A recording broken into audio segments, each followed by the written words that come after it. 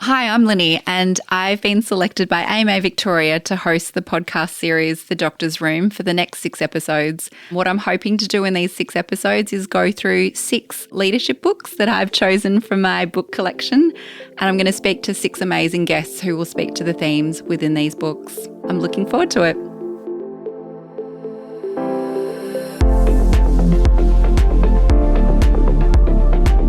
The Doctor's Room is an exclusive member-only podcast brought to you by AMA Victoria, with doctors, for doctors. We discuss the issues you tell us you want to hear about, so let us know what you want to know, and we'll keep exploring issues and providing information that is relevant and useful to you. Now back to today's topic. Thank you, Linny. We are so lucky to have you. I'm going to share with our audience a little bit about you.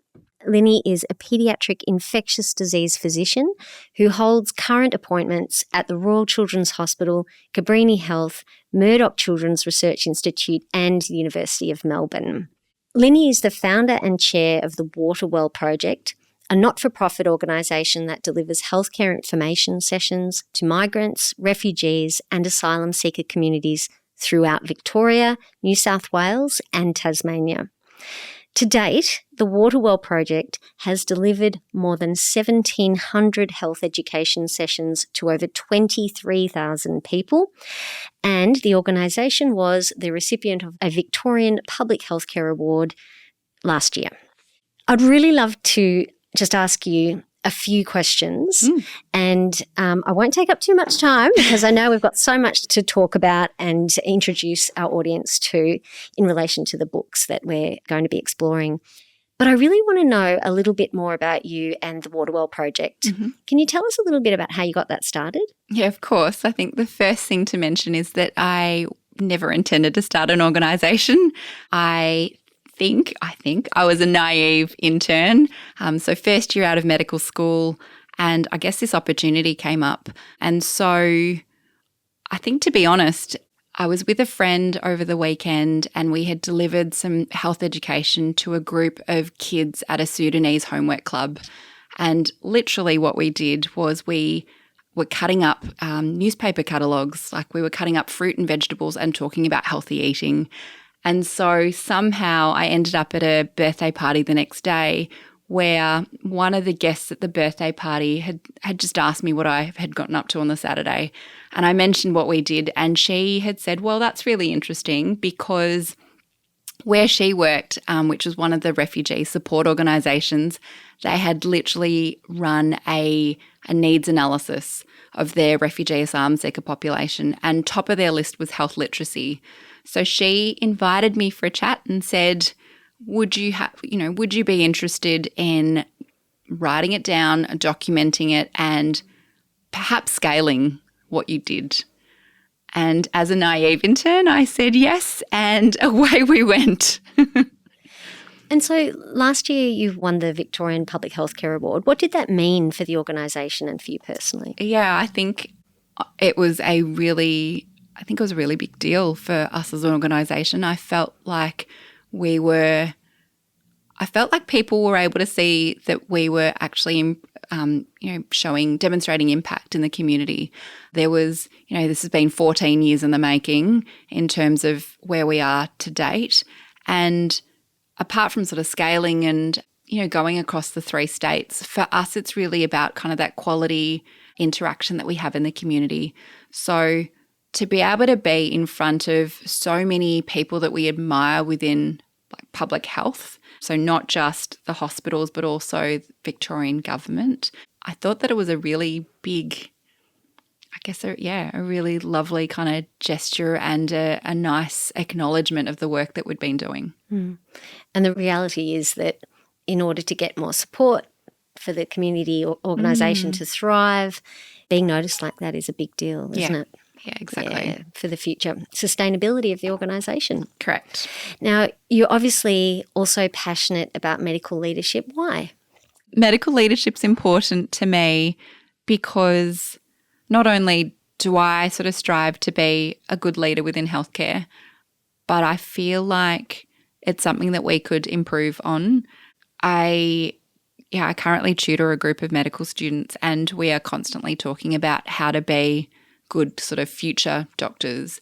And they talk about the qualities that they appreciate in some of the mentors and consultants that they are exposed to, and then they talk about sort of the bad aspects as well. I feel like over the last few years, I think that the culture of healthcare is starting to shift and change, and perhaps we are sort of recognising that if we don't do well at being good leaders, then good people within our healthcare system will burn out and leave the profession. So I think there are lots of reasons why it's important. Firstly, sort of for self-preservation, but also to ensure that we have good patient outcomes. Yep. So there's quite a pile of books here for us to get into. Let's get into it. Tell me why you've chosen these books. Why are they relevant now for people in medicine? Yeah, absolutely. I think what these books do is they kind of talk to data and purpose and fulfillment, but also the personalities within medicine and some of the processes within healthcare that kind of help us do our day-to-day job. So I feel like they are kind of a broad collection, but also things that kind of speak to how we are as people and what we bring to the world of medicine, but also some of the processes that occur that kind of keep us safe and productive. But also longer term, some of the things that we need to think about in our daily lives at home to make sure that we can go the distance. Yeah. Now, The Wife Drought, I haven't read this book by Annabelle Crabb. Can you tell us a little bit about why women need wives and men need lives? Absolutely. I think this is a really important book at the moment, particularly after the publication of the gender pay gap statistics this year. I feel like there is a lot of talk about how women leaders are perhaps behind in terms of their own development and their perhaps climbing of the ladder within healthcare systems and in general within the public sector. And so this book basically talks about societal expectations, norms around gender, how that affects women's participation in the workforce. And I think in healthcare, kind of some of the lessons from this book apply in terms of what we can do from a policy perspective, but also some of the cultural shifts that need to occur both in society but also within the hospital setting. So I think there's lots to be learnt from this book. Does it talk about domestic life? It does. It definitely talks about domestic life. It talks about the whole concept of kind of that mental load that often women face with regards to managing the household, particularly when there are kids involved. But it certainly does talk about how perhaps, it is quite a gendered book, but it does talk about perhaps that unfairness and therefore the ability for males to perhaps get ahead in the workforce because of some of the unpaid, unnoticed responsibilities in the household. I was a nanny in London at one point in a former life, and the lady who employed me used to say to me, I don't care if my husband leaves me, but if you leave me, I don't know what I'm going to do. Right. So, because there wasn't enough slack being picked up in the home. Yeah. That was being covered by me as the nanny, and that's what she valued the most. Well, there we go. It's all the little things that add up, and certainly those things that kind of play on your mind in your day-to-day work. You think, oh gosh, I've got to order that next set of clothes because my kids are growing out of their clothes, or I've got to put in that school enrollment form, or pack their gumboots for park day tomorrow, or all those sort of things. Yeah, it's like being the CEO of the household. It's running two jobs. Yeah, exactly. Yeah. That's exactly right. So okay. Great book. Yep. All right. Looking forward to that one. Ikigai. Yes. The Japanese secret to a long and happy life. So this not only is a beautiful book, shall I say, like I love the design of this book, but it is a book around finding purpose, fulfillment and happiness in life. And yes, it's not directly healthcare related again, but certainly it's a book that talks about where you find meaning. And I think in the scheme of talking about, your career ahead and the fact that there is so much burnout within medicine, I feel like it's a really good book to kind of think about how you ground yourself, whether it's, in your home life or in your career. But yeah, it's a fantastic book. It starts off by talking about the blue zones and how, these countries in the world have, the longest living individuals, and the fact that it's about connectedness, good food, community, and I think it's just a really, really great book. And so again, there's some really amazing themes in there about, making sure that you really kind of find the intersection as much as possible of where, your work life and your personal life and your values all meet and create meaning. In marketing and communications for a company or an organisation, we talk about the why. Yes, yeah. Is that it's kind of about finding your why, exactly. So it's really about you and your purpose in life. And again, it doesn't need to be work-related. Your career doesn't necessarily need to be the one thing that drives you, but I know for a lot of people in medicine, it certainly is.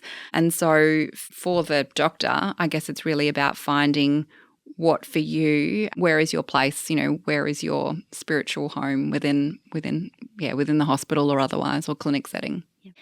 The checklist. The checklist manifesto. Yes, the checklist manifesto, how to get things right, by the best-selling author of Complications and Better. Yes. Again, a really good book. So this is a book by Atul Gawande. He's a fantastic writer. So he essentially talks about the role of the checklist within healthcare, and it's about improving performance, efficiency and safety. He takes lessons from aviation, and really, I guess if you think about it in the healthcare setting, we're thinking, resuscitation, we're thinking preparing patients for surgery, admitting patients, all those little things that you check off to make sure you don't miss any steps. I think the way that he breaks it down really well is that it's about finding a simple way, being the checklist, to break down really complex tasks. And I always think, in resuscitation, having that checklist is so important to be able to kind of draw back on and say, okay, have we forgotten anything? Let's go back to A, B, C, airways, breathing, circulation, for example. So again, I think that it's a really good book, some really great lessons in there.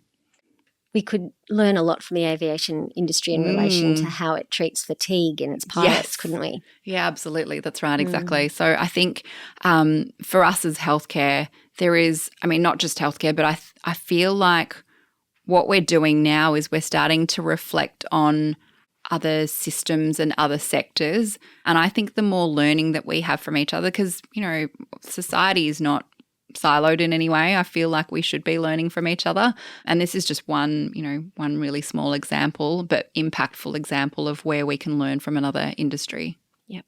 Now, Factfulness by Hans Rosling. I have read this and I really, really enjoyed it. And look, sometimes because I'm in media, sometimes the world gets me down because my job requires me to read the news every single day. Yep. And this can feed into a bit of a warped sense about the state of the world.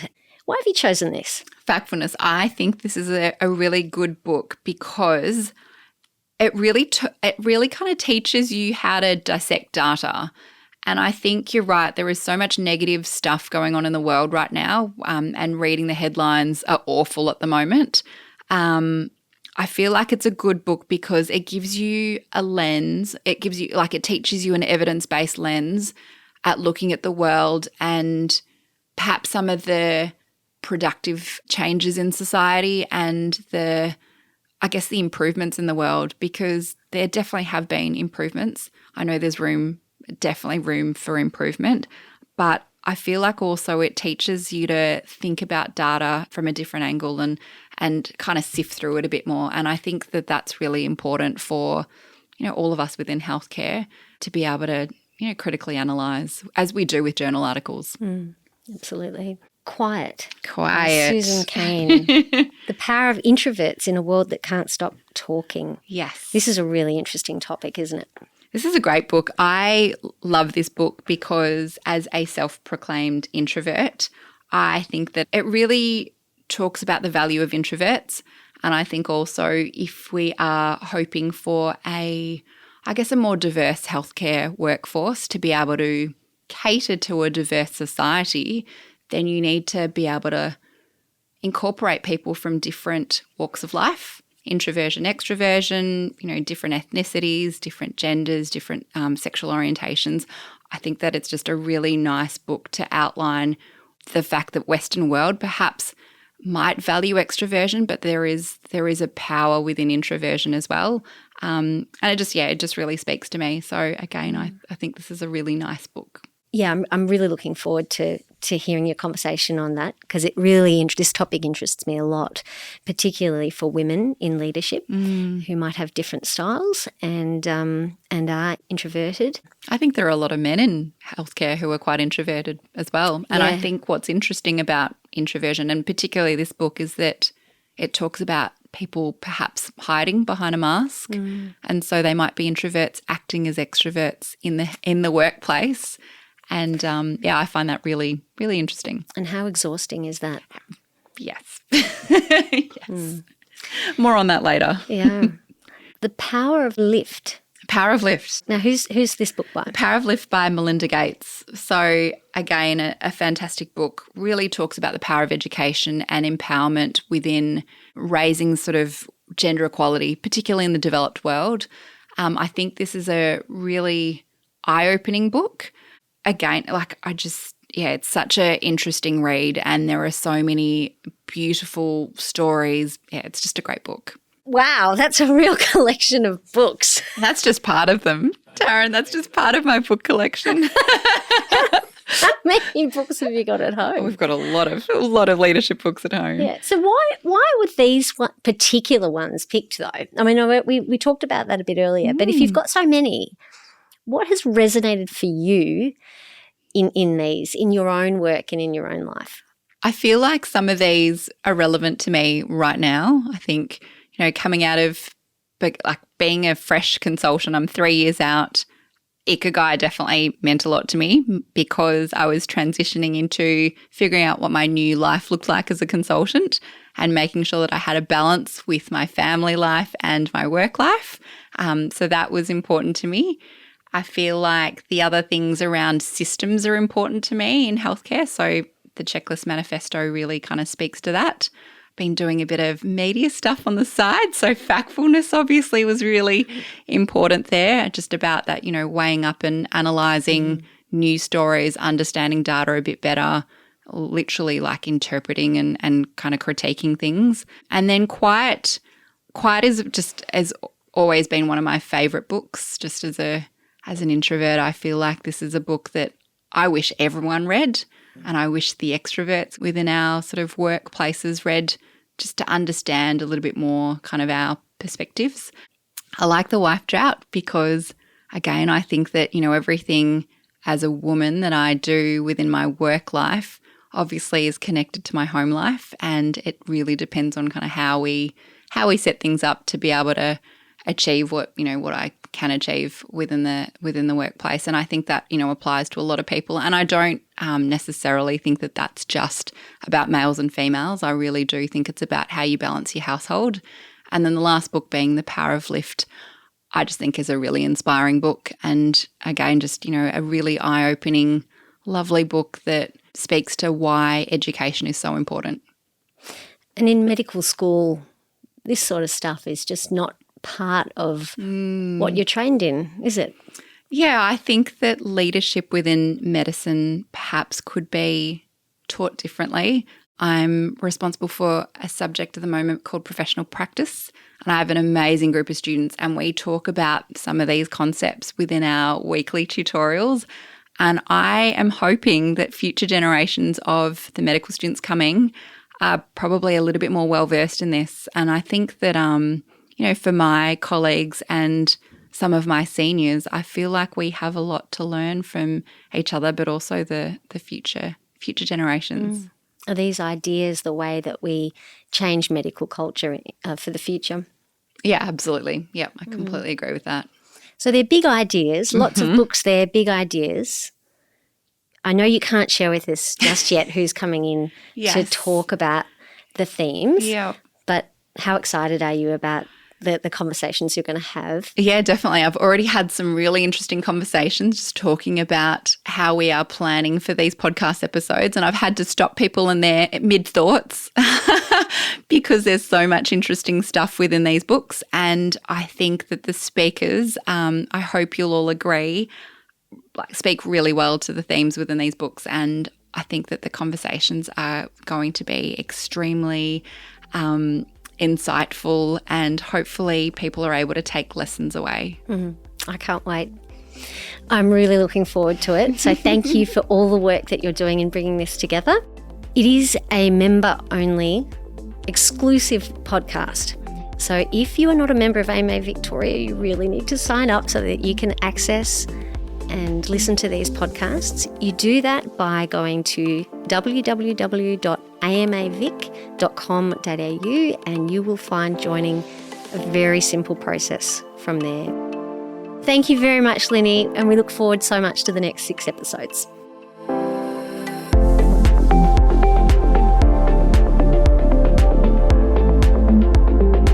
Listening to this episode, you might have an idea for our next podcast topic. All our contact details are in the notes for the show. Feel free to drop us some feedback.